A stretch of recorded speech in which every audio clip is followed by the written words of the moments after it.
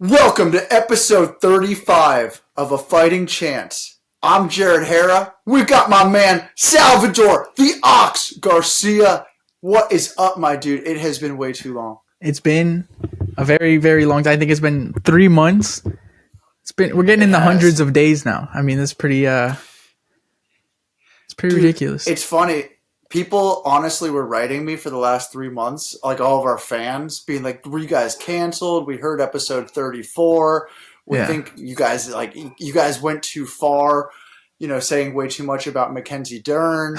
And I was like, "It's true. It's true. We were canceled." So yeah, but we're back. We got our channel back. We had 3 strikes against our YouTube channel, but we went after them. I went to corporate and I said, "Guys, I'm blind. I can't even see Mackenzie Dern. Give me a break."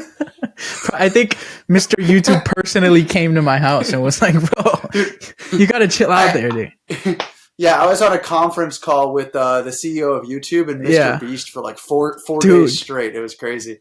Wow. So yeah, that's what we've been going through. Just getting through that, figuring things out. We got through it. I said, "Come on, guys, give us a fighting chance." And they said, forget about it. So we're back. But, dude, it's been a good 3 months. I mean, as far as fights go, the UFC is still there.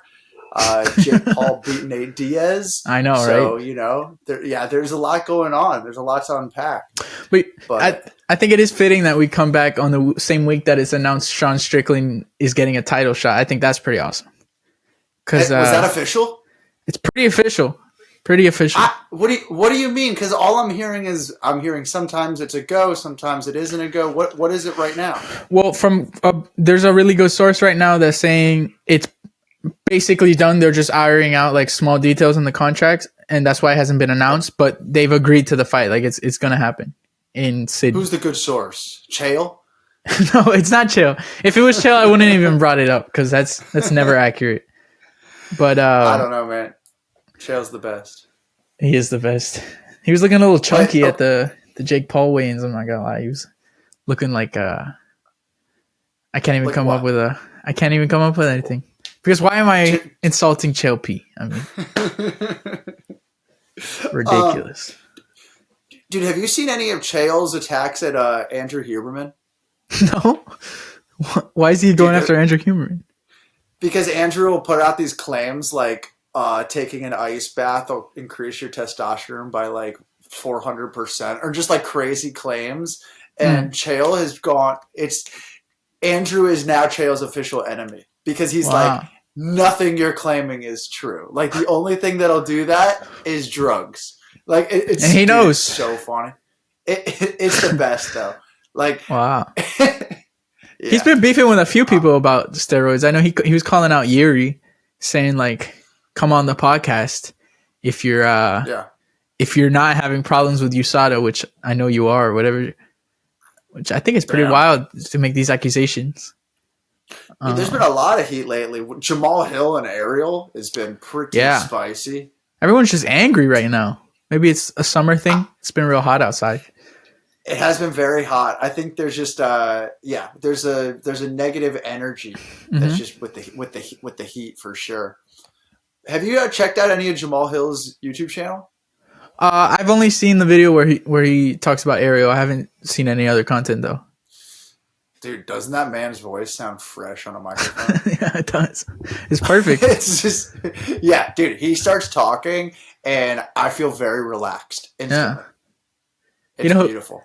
Didn't feel very relaxed, or maybe they did, but Rob Font seemed pretty relaxed in this fight on Saturday. I mean, he was just laying on his back for 5 rounds.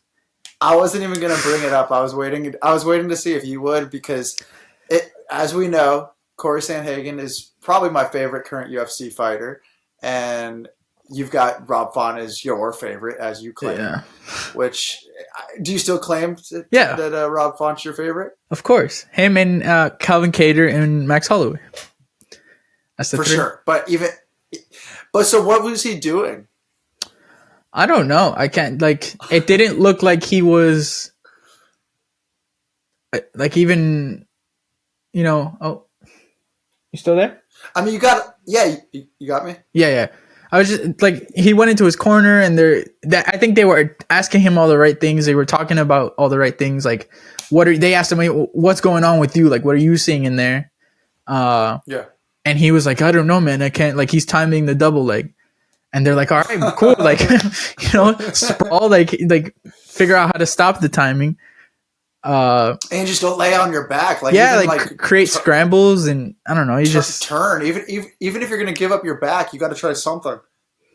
Yeah, I don't know. I think it was, I guess he got kind of frozen in the moment. He wasn't expecting that from Corey. It's also a short notice opponent for both guys. Like, you got to remember that too. So I think it's just a weird matchup, weird fight. I did like what I saw from Rob in the striking anytime that they did exchange. Yeah. But yeah, man. Dude, that crowd was brutal, and you were brutal as well. You were just as bad. You were just as bad as the crowd in Nashville. What did I do? Texted saying your boy's boring or something.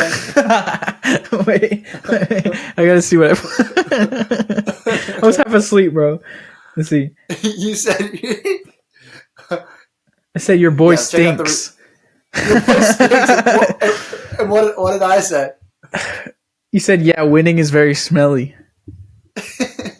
Intellectual conversations. Just talking about stink. It's true. Yeah. But that crowd sucked, man. Like, they seemed so good until just so disrespectful. So disrespectful. Yeah, with a few of the fights, it was kind of ridiculous because it was bangers throughout the night. Like, all the fights were really awesome. But yeah. You know what really stood out was Bisping and Cruz just straight up arguing on the broadcast. Like, not even hiding. And you texted me that you're like, yeah, I gotta agree with Bisping on this one. I was like, what? How? Well, yeah. At that point, I agree with him. All he was trying to say was, yes, he's winning the fight. Yes, this is technical, but he's not really winning the fight. You know what I mean? He's just kind of holding position. He's not looking to advance. He's not looking to land any damage. It's just kind of like, oh, okay, I'm comfortable in this position, and I think that was all. The only point he was trying to get across was that, yes, he is technically winning, but you got to do more than this. You got to try to look for submissions. You got to try to land some ground and pound. He was just kind of, it looks like he was pretty content just laying in the guard. Did you see Dana White walked out? Yeah, I think in the 4th round. That's so upsetting. Yeah. But at the same time, like, I kind of get it because they make these main events thinking it's going to be this exciting event for all the people who are paying like good money to go, and they were booing for 25 minutes basically. That's the worst shit too. Like, you get to the final fight, like you're staying up all this time. I know. And you're like, I want to see this fight. This is big. This is, like, if Corey wins, he's got a real shot at the belt. Like, if Rob wins, then that puts him at a great place. They're both stylistically, like, it's an exciting fight. And then you're watching him wrestle fuck him for 5 rounds. You're like, well, where'd this come out of? So I don't know. The thing is, it was definitely like high level wrestling as far as takedowns go. Right. But we've been to fights, and you can see when you're at fights, and you know that being in an arena watching grappling like that is actually very boring. It is. To watching it on TV. Yeah. Like, it's not the same thing as watching like Stephen Wonderboy and Kevin Holland like having a high level kickboxing fight in a ring. Like, once that takedown happens, it's like you can barely see it, even like from your seats. And there's the opposite where, like, they say they get the takedown and then it's a really high level grappling match. Like, there's action. The fight right before with Diego Lopez, he looked great. That was really high level grappling. He was going for flying triangles. Like, that's offensive jiu-jitsu, and I think the objective of a fight is to try and finish it, not to go 5 rounds. So I think when it's that approach where, like, I'm just trying to win rounds with my grappling, that's where it can get kind of like, okay, this is, where's the entertainment in the entertainment event we're attending, Well, dude, what? We don't have to talk about that one anymore because it really was a snooze fest. Just getting me mad. It's just getting me irritated. You know what we do need to talk about, though? What? Dustin Poirier versus Justin Gaethje, BMF. last week. Oh my god. Oh my god. First of all, what a card that was. Yeah, that was ridiculous. It was really, really great. And that crowd was awesome. Mm-hmm. Like, that made me just love Salt Lake City. Salt Lake, that's what it was. Yeah. And people didn't really get gassed on that card. It didn't seem to be a factor like it was last year. I know, it was great. I thought Dustin was going to win. Yeah. But I mean, looking back, it's like, I don't know why I thought that, because dude, Justin is a wild man.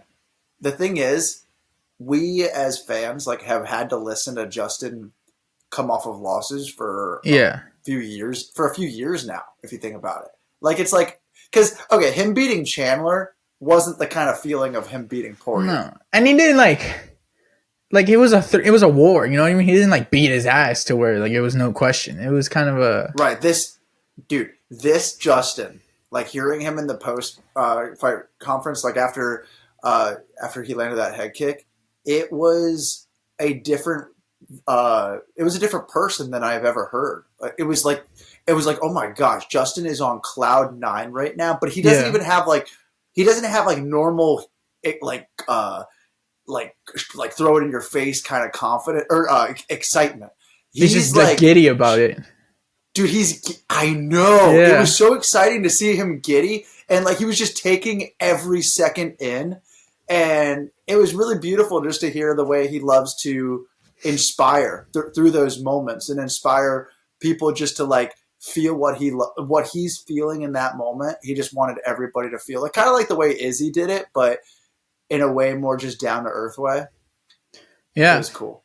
It honestly felt like earlier Gaethje, when he first came in from the World Series of Fighting, he had that kind of energy where it's I'm just very excited to be here and winning. And I think he got into the higher level. He got into the top 5. He's fighting for belts and stuff.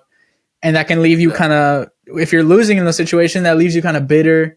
You know, you haven't had a big win in a while. It takes away from his style. He even said it in the Chandler fight. He didn't like how he fought that 3rd round because he's just trying to win. And it changes the dynamic of who he is and why he became Justin Gaethje. And so as much as it does hurt to see the Diamond lose, it was cool to see him get his due. There was very happy moments in this card, and there was one very sad moment in that card. Dude, I was very happy. I was very happy when Derek Lewis took his pants off. That was awesome. That was unbelievable. That might have just stole the night, dude. It really did. He can do that. Whenever there's Joe Rogan that he's about to talk to, it steals the night. And Kevin Holland, too, right before that, looked freaking fantastic. Did you think Chiesa had a chance, though, before that fight? No. I think, he was never a guy that, was good. His technical ability was that great that he could win fights, or that his athletic ability was that great. He was just kind of, he was, I don't want to say mediocre because that sounds like I'm diminishing what he's done, but he was just pretty good in a lot of things, but never really great at one thing. And he had a major back surgery, or almost had a major back surgery. I don't know. It's just, I don't think he should have come back. You know what I mean? Is he a good looking guy? Yeah. Okay. So here's my point. It's so annoying how, as somebody who cannot see, it's so annoying how obvious it is the people who are good looking based off of, why is this guy getting opportunities? Why is he working the desk? He sucks, but he's only getting these because he's this probably likable and visually presentable guy. Well, I wouldn't say he's Sage Northcutt or some shit where he's beautiful or something. I mean, he's a No, but isn't he okay? And I've never once asked somebody, hey, what does Michael Chiesa look like? I've never once asked that. But this is the truth. But this is the truth. If I had to summarize it, I bet he's just a very basic look? I mean, is he like just a white guy? Like I have no idea. He's Italian, so he's got like I don't know how to explain how Michael Chiesa looks, but yeah, he's Italian. He's Italian. Oh. I think most of it, him getting these jobs and all that, is just he is likable. I think he's a nice guy, and like he came up on Tough, and I think his dad died when he was on Tough, so there was like a different connection I think fight fans had with him. That like he's always just been kind of a fan favorite, but I think he should just hang it up at this point. That's like saying The Rock is likable, though. No, it's not that kind of likable. It's like it's genuine. I mean, did you see this new video of The Rock guy buying a UFC guy an apartment? Yeah, I don't know. I don't really like The Rock anymore. I don't know. You don't? Not really. God, I love you, Sal. Yeah, I don't. He seems a little. I think after the whole when he announced he was running for president, and then everything after that, it was just kind of like, oh, okay, Dude, I can't stand anybody who does these life-changing videos on their own channel when they're buying somebody else some shit, and then they're posting it on their own channel. I can't stand any of them. Also, like I don't know why. This guy that he won his fight, you know what I mean? I'm sure Dana hooked him up and shit. Like, you could have done this before when he did have $7, like not after he already made a name for himself. You know what I mean? But he said he put everything from his last fight into like a water well for his town or village. Oh, what a good guy. Hey man, you ever have a day without fresh water? Yeah. Yeah, when I lived in the slums as a young lad. Good. Yeah, well, no more of that. We got water now with ice machines. Yes. Dude, it broke. No, I got it broke. It's been retired. It's not even in our house anymore. It's just in the garage. Being sad. No. Yeah. But we did get a new fridge because the other one broke, so we got a new one, and it has crushed ice. Do you like crushed ice? I love crushed ice. I don't know what's wrong with you people. Dude, nothing is better than a Dr. Pepper with some crushed ice in it. Dude, David loves crushed ice too. Like, loves it. And the other day, he's standing at the fridge, and he's just I'm eating some lunch, and he's literally like standing there getting crushed ice in his cup for like 45 seconds. Yeah. Like maybe 2 minutes, like filling the whole glass up with crushed ice. And I'm sitting there like 5 feet to his right, and I just go, "You like ice?" David was standing there for 35 minutes getting crushed ice. Dude, he was standing there the entire time Jake Paul and Nate Diaz were fighting. He went 10 rounds with the ice machine. Yeah. Yeah. Did you watch that fight or no? I did. Did you watch that night? You stayed up? Yeah, I watched it that night. Regrettably, I could have just gotten some sleep that night. Wasn't that exciting from either guy. Okay. I thought Nate did what like everyone thought Nate was going to do, but I really thought this guy, Jake, would have done a lot more given what he had in front of him. Yeah. True. That makes sense. You know what I mean? Like, it was kind of like you talk all this trash, you want to promote this big fight, and you get to the big fight, and you're like, it's pretty low-level boxing. Did you hear the announcer before the fight? The whole fight, they were just garbage. Just garbage. Dude, this announcer, I think at one point he was like, "Get off your seats and on your feet, ladies and gentlemen." Like, it was crazy. I was just like, why would anybody talk this way? Like, and I don't think they learned anything about Nate Diaz, bro. I don't think they learned a single thing other than his name, because they were just talking is the best way I could describe it. Just words were coming out of their mouth, but nothing substantial. Boxing culture is crazy, though. Boxing what?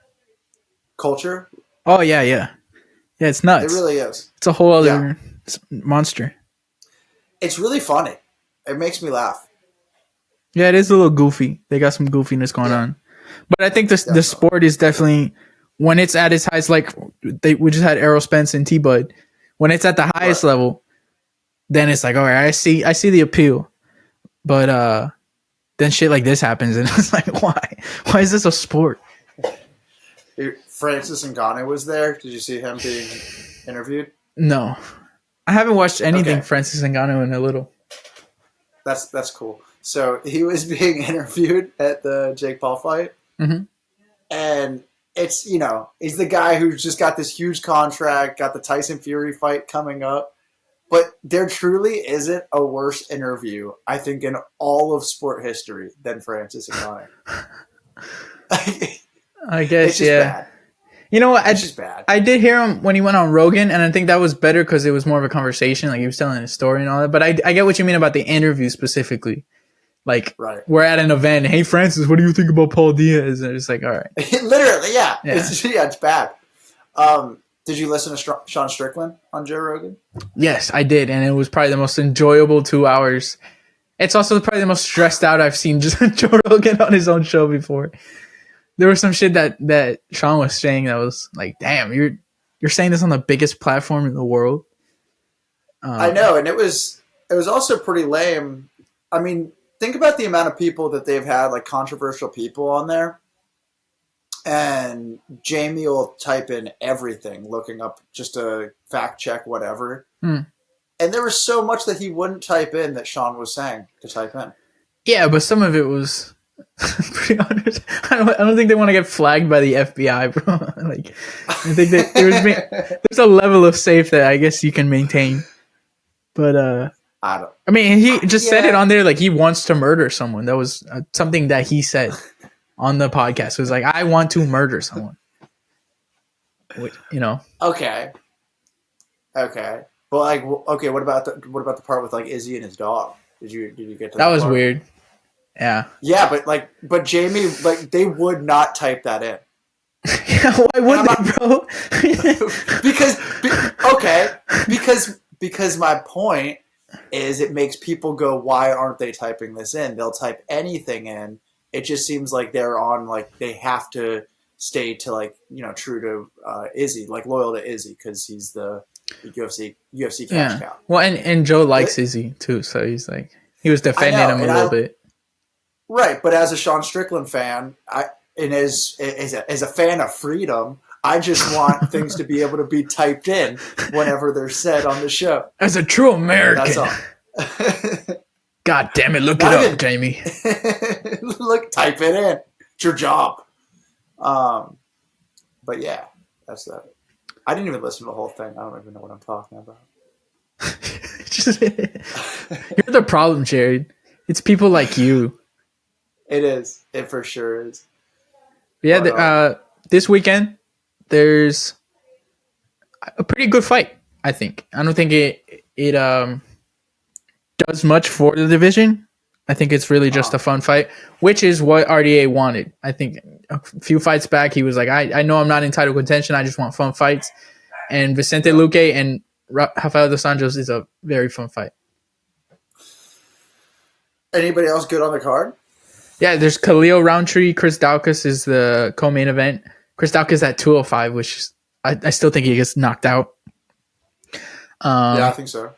Lando Venata's fighting. Polyana Viana. It's a solid card. Nothing crazy. There's good fighters. Cub Swanson is fighting Hakeem Dawodu. He's good.